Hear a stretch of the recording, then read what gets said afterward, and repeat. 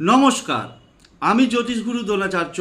দর্শক বন্ধু, আগামী 2রা অক্টোবর 2024 বুধবার মহালয়া। আপনারা মহালয়ার দিন কি করবেন না।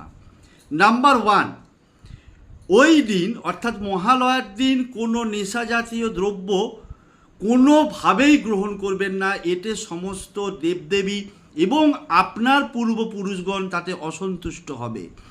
নাম্বার 2, মহালয়ার দিন নখ, চুল, দাড়ি কোনোভাবেই অর্থাৎ কোনো ক্ষৌরকর্ম একদম করবেন না।